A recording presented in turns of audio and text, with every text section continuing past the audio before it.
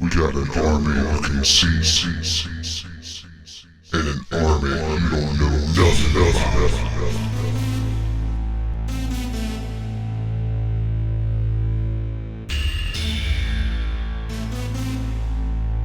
Here we are. Did you watch the debate yesterday, the town hall presidential debate between Hillary and Trump? Because I tell you what, there was a lot of good things that were mentioned, really on both sides. You know, I got to respect Hillary for her, all business type facade that she puts out to people. Policy this, policy that. I mean, she's tried and true politician, and Trump is he's like one of us. That's all. I'm gonna make this as quick as I can. If you guys checked out my last video on Covert Radio, the mess hall, it dealt with preppers, and the whole concept of that video was just reiterating the fact that number one, there's really nothing new under the sun. And number two, through different wars and projects and experiments and social experiments and data mining, there's always a game plan. There's always a game at foot. And we're in the midst of one of the most complex games in the history of the United States of America. To reiterate that fact, I want to play something from the debate last night, which, again, there was a lot of important things stated, but I genuinely believe this, and it was right at the end. This was the one question where somebody had said, can you say something nice about your opponent?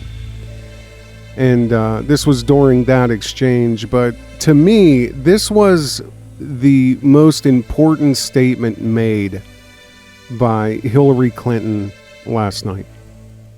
So I believe that this election has become in part so conflict oriented, so intense, because there's a lot at stake. This is not an ordinary time, and this is not an ordinary election.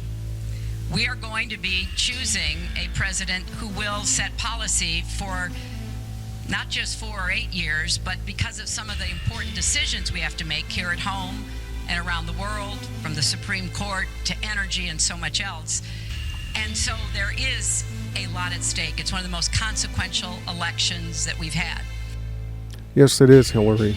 And I know about 40% of that, 30% of that was just fluff and bullshit, because every presidential election, there's a lot of the same things you had mentioned about energy and conflicts and economy. That's never going to change.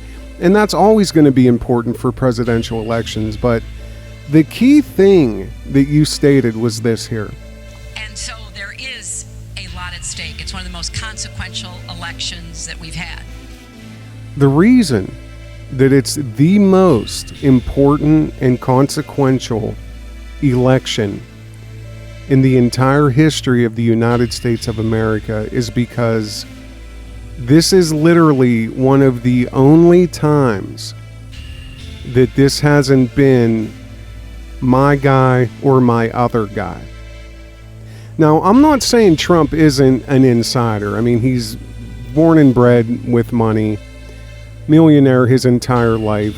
He's not necessarily like us, but he's more like us than any other president in the history of this country. And if he's not really that guy, then he is doing one hell of a job portraying that. What Hillary means by stating this is the most consequential election ever, this election is going to open the curtain of the corporation, the insider, the real controllers of the United States of America. And Hillary knows that. It's almost like, Trump is Dorothy standing there with the Tin Man and everybody else in front of the big screen. And for the entire history just about of the United States, the Wizard of Oz, is standing behind the curtain. And we've all been just asking the wizard for favors. But Trump is one of the first one of us to get to look behind that curtain. And I have a feeling that if he doesn't like what he sees, he's gonna speak on it. He's gonna change it. I genuinely believe that. But I also genuinely believe this, as the title of this video says: when Hillary wins, then what? There's 26 days left until the election, until November 8th. So after the election is stolen, then what? And I really want you to think about that. What are the next 3 to 5 days, the week, the 7 days after November the 8th? Once all of the accusations of voter fraud, once all the accusations of hacking, once all the because what they're setting up, in Hillary constantly harping on the Russians, the whole thing not too long ago with the FBI investigating the hack of the Democratic National Committee. Officials have yet to really narrow it down who did what or who the actors were. But supposedly there's been some intelligent agencies who have told the White House that they have high confidence that it was the Russian government. They're the ones, it was the Russians that hacked into the DNC. So if you take a step back, look at what they're setting up, okay? If Trump wins, it's because the Russians hacked in and messed with the voting machines. If Hillary wins, it's because of voter fraud. You see what they're setting up? So they're already starting this magic trick. If Trump wins, it's the Russians. They hacked. If Hillary wins, it's because they stole the election. But what if, or when I should say, when Hillary wins, then what? What are we going to do? Trump has said basically since day one, he keeps saying the elections are rigged, the elections are rigged. One time he was quoted as saying to supporters, he said that we may have to take Second Amendment measures if the election is rigged. So Trump has already made that, and it wasn't even a subliminal or any type of tongue-in-cheek. I mean, he basically said, if they steal this election, we're going straight revolution or we're going straight civil war. That's what Trump is trying to insinuate. Michael Savage, who has a massive radio show, he's also said something very similar to that. He said if Hillary Clinton gets elected, she's going to ban the guns. We need them because the country is going to devolve into civil war. But speaking of, guns and things like that, if you noticed, if you watched the debate, Hillary, that question did come up, and Hillary just, as soon as Trump was done, she jumped up and started tiptoeing. And she was just real quick with it. She was real nonchalant. What's the matter with background checks? That's all she said, knowing damn well that that's one of the first things she would do, is push to get that part of their agenda through. See, like I said, that's what I'm saying. She wasn't lying. This is the biggest election ever in this country because it's going to be either more of them or it's going to be one of us. And I genuinely believe that they will do all they can to make sure that Trump does not look behind that curtain.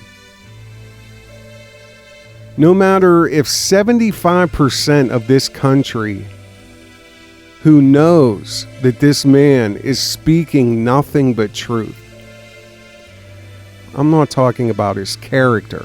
I'm talking about his observations, the places he's been, the people he's talked to, the things that that he's brought up. What are we going to do? You had Anderson Cooper there. You guys got to understand this too. The media, and this is no secret, the media, first let me make this statement first. If you're getting ready to click off this video, or if you're like, whatever, okay. This is coming from somebody, me, Covert Radio, this is coming from somebody who has no aspersions at all on the corrupt politician, one of the most corrupt politicians in American history, Hillary Clinton, vying for votes to become president of this country. Okay, that's my stance on this. She should have been in jail. And for 1/32 of the things that she has done, and or Bill, or both of them together, any single person listening to this right now would be in solitary confinement somewhere. If we did just 1/32 of what they've gotten away with. So if you don't know anything about, when Bill was in, the Clintons turned the IRS and basically into the Gestapo, where, they were handing out IRS audits to people who caused them problems. I mean, they were handing them out like free tickets for an amusement park ride. If you don't know anything about Hillary, and even Trump mentioned this here, if you don't know anything about Hillary covering up Bill's dirty deeds with hiring the private investigators to dig up dirt on Juanita Broderick, or all the other women that Bill Clinton has been allegedly said to rape or abuse, like Jennifer Flowers or Kathleen Willey or Paula Jones. I mean, Hillary was leading the charge against these women, to stalk them, to scare them, to threaten them, digging up dirt on them, hiring private investigators. This is all documented facts. Again, what you're going to hear from me is coming from this stance that I already know this. So if you don't know this about your beloved Hillary, you need to just click off of this video and go do something else. Again, another documented fact, when they were leaving the White House, they tried to move $190,000 worth of gifts and furnishings from the White House. She had them packed up and ready to ship to their house in New York.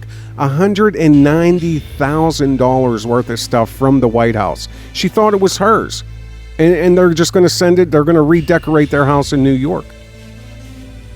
Not including her girlfriend of 20 years, her Muslim Brotherhood princess, Huma Abedin. She's been Hillary's deputy chief of staff, like I said, for over 20 years.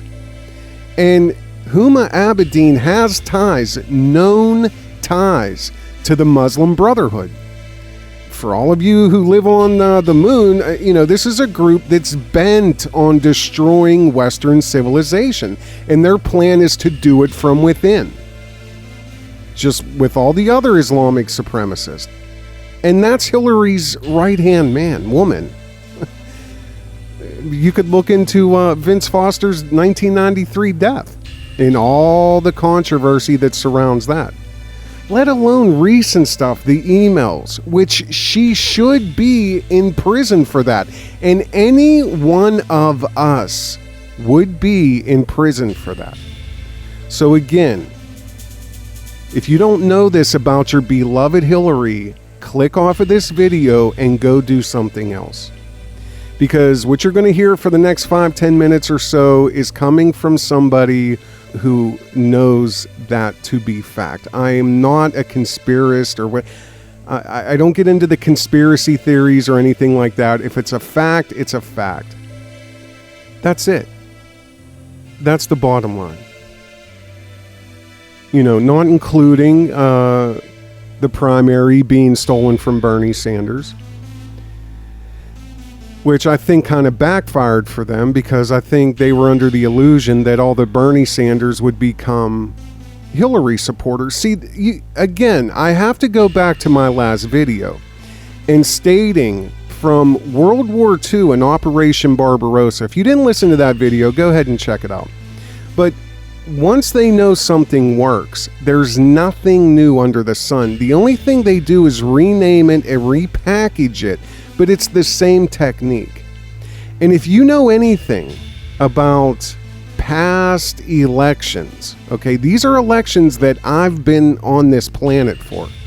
You know, just like Bernie Sanders being the fall guy for Hillary, that exact same trickery was used in the 1992 election between Bush, Daddy Bush, and Clinton. And if you remember, that election was very close. But what happened? They, all of a sudden, this brand new little puppet named Ross Perot, he entered the field, the ring. He entered as a third-party candidate, as an independent. You know, he came in swinging for the fences. And I'm going to tell you something. You know, Dana Carvey for Saturday, he used to do such a great impression of Ross Perot. But you know, he was like a maniac up there. And then I just remember like death threats, or people were threatening his family and all this stuff. Here's what you may not know about this. And this didn't come out till years later. People who were researching that learned that Bill Clinton and Ross Perot secretly worked together to ensure that Daddy Bush would be defeated. You know, but again, here's Perot. He was talking all kind of, sense, basically, and I'm independent, and it's my own money, and I'm going to tell you guys like it is. You know, he was the independent superstar out there. But he despised the Bush family so much that he agreed to basically become Bill Clinton's fall guy. And what that ensured was everybody that would vote for Ross Perot was actually just another vote for Bill Clinton. Because they knew Ross Perot would never get enough votes to beat Clinton or Bush. But if you're voting for, for Perot, you're not voting for Bush. You know what I mean? So, that all came out. They tried to do the exact same thing again with Bernie Sanders. To a degree. I mean, it had the same feel for it, you know what I mean? But they all thought that, hey, Bernie Sanders voters are now going to be Hillary voters. But it backfired in their face. And a lot of those Bernie people, the millennials and things, they turned their back. And either they're not going to vote or they're going to vote for Trump. I mean, I'm not saying all of them. I'm sure a few of them stayed party strong and they'll vote for whoever the Democrats tell them to. But, I mean, all you have to do is open your ears and open your eyes and ask for discernment of what's really going on. So let me ask again, when Hillary steals the election, then what? What happens then? What's the next day look like? What do the next 3 days look like? Is Donald Trump going to go insane? I mean, his call for Second Amendment measures, how is that going to act out? Who's ready to do what? Are they going to push it to that point and see, are we ready to take this country back? Because you have to also consider this. The amount of dissatisfaction and the whole reason of Trump's popularity and everybody rooting for him is the major deep dissatisfaction among middle, lower class people in this country. And we're all well aware that our standard of living has gone nowhere for 30, 40 years, and especially if you adjust for inflation. I mean, there's all kinds of studies done on this. Our standard of living has gone down since the year 2000. Once you adjust for inflation. There's graphs, all kinds of things online. But you can drive down any street where I live, and every single street you can count 3, 5, 8, 10, 4, 5 houses for sale. We're all broke. None of us have jobs.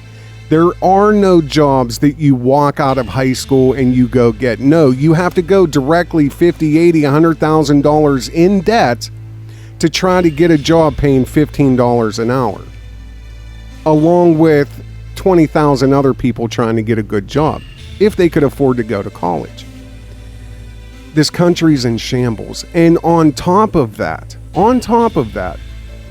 you know, there's again talk. There's all the Democratic controlled media. So, you know, there's going to be a revolution. There's going to be a civil war if Trump doesn't win. You know, this is going to happen. That we're already at war.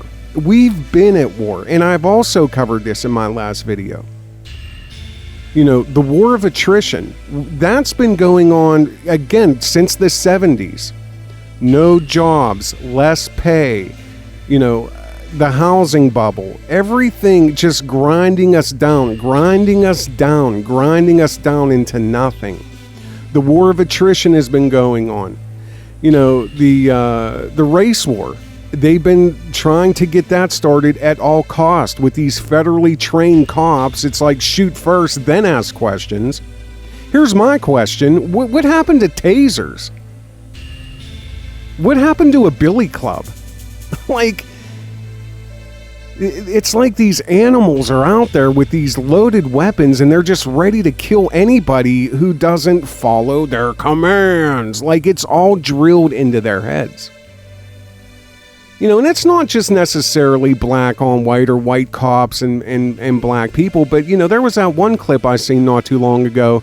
The woman with a minivan full of kids, and she wasn't following the cops' directions.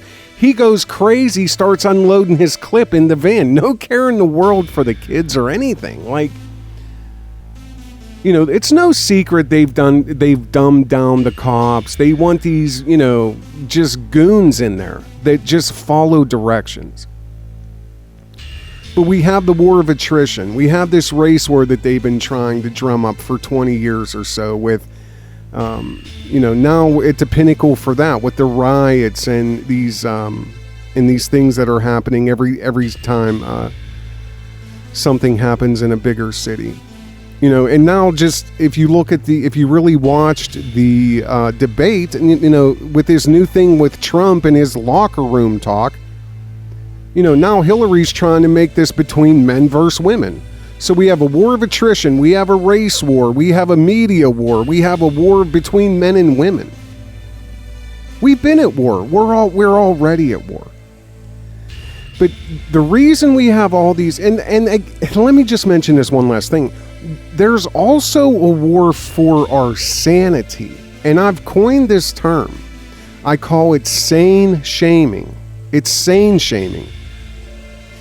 You know, just with the whole transgender, pushing it down our throats, the Caitlyn Jenner, and glorifying transgenderism and acting like it's the majority of the country. It's not. But yet it's all over the TV. It's in laws now. The Supreme Court making same-sex marriage legal. You know, the war of attrition, the race war, the war on our sanity. Now Hillary wants a war between men and women. The war on the media, the fake media versus the alternative media, the controlled media and everything. But the reason why they have all these other wars, and I'm throwing up quotations, why they have those going on, is so people don't really step back and understand the real war is us and them. You know, you look at those moderators. Here's Anderson Cooper sitting up there. He makes $11 million a year. That's his salary from CNN. Anderson Cooper makes $11 million a year. You have Martha Raddatz sitting there. She makes around $4 million a year. And there's others, you know, newscasters out. I mean, if you're making, like Sean Hannity, he makes $15 million a year is his paycheck. What are you going to say for $15 million a year? What are you going to do to keep that job?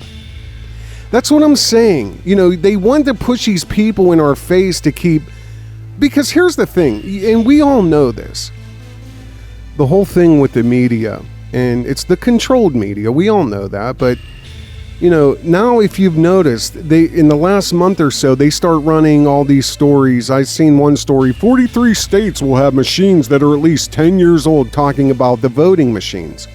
And this could lead to long lines and lost votes. They're already warming people up. Guess where the majority of those machines are? A high significant percentage of those machines are in key swing states. Florida, North Carolina, Ohio, Virginia. But, you have all, like the New York Times and all these other publications coming out with either Russia, lost votes, old machines, hacking, and it just so happened to be in key swing states. And then you had Obama at the Pentagon not too long ago, where it was a press briefing where, after Trump again was talking about rigged elections, Obama's standing up there like he's never heard of it. Rigged elect? I mean, that's crazy talk. He called it ridiculous, was his exact words. When Trump claimed, there's a potential for rigged elections. It's almost like they don't realize that people actually remember the validity and the realness of rigged elections. It's nothing new. I remember in the 2000 election between W, who barely eked out the victory. If you remember those numbers, he barely won. And that was after there were several recounts in the state of Florida. Just so happened to be Florida again, where his own brother was governor. And I don't know if you remember this, with the helicopter following the Ryder truck, and it had all the votes. Like, it was just a big joke. They had to do several recounts. There was, all the allegations of trickery and dead people voting 5-6 times. I mean, forget the fact that Al Gore had won the total votes. He won the majority. But who became president and gave us the gift of 9/11 just a year later? In 2004. There was an election worker that admitted to tampering with the electronic vote count in favor for Bush in Ohio, which at that time Ohio was a must-win state for W. 2004. So what's Obama talking about? Where's he been? Oh, that's ridiculous. There's no such thing as rigged elections. And then you have all these controlled media polls which through history, they've always been utilized as a means of conditioning people to accept who they favor. Who they favor. Just like before I hit record on this, I seen on Yahoo, it's been on there all day. It's the first story that comes up. Something like, Trump's plan backfired with the millennials. What does that even mean? But you keep telling people that enough, and you'll have millennials. They're trying to really get them Bernie people back, but you have these millennials. They're thinking, oh, what? Donald Trump ain't going to trick me. They're not stupid. They know what they're doing. With Obama's press conference there at the Pentagon is when, we're weighing new steps to heighten security for the voting process against cyber threats. And they're talking about handing it all over to Homeland Security. That's a good idea. So we'll never have... I mean, again, back to Hillary's own words. Do I need to play it again? Here it is. And so there is a lot at stake. It's one of the most consequential elections that we've had. Yes, it is, Hillary. Yes, it is. When Hillary wins, then what? That's all I'm asking. because it's never going to change until it changes. And it's never going to change until enough people say, I've had enough. What more can they take from us? Seriously. What more can they take? What more do we have to lose? And I mean, I'm sure there are some people listening to this that have a comfortable home and have maybe a couple bucks in the bank. And, you know, the only reason is because they haven't pigeonholed you yet. I used to be you. And there are millions of people that used to be you. Not too long ago, mind you. Not too long ago. And it's only going to get worse. You let her get her hands on the health care, it's only going to go up. You let her get her hands on the taxes, they're going up. It's a continuation of the last 16 years if Hillary Clinton gets in office. And we all know that. And that's the reason why this is such a huge election. Because unless it's a continuation, Trump is going to be able to look behind that curtain. And I guarantee you, they will stop at nothing to make sure none of us ever get to really look behind that curtain. We got 26 days left, and I really want you guys to think about it. What are those next several days past November 8th? What are they going to look like? I'm Covert Radio. Subscribe. Check out my other channels. You guys take care. Have a good day.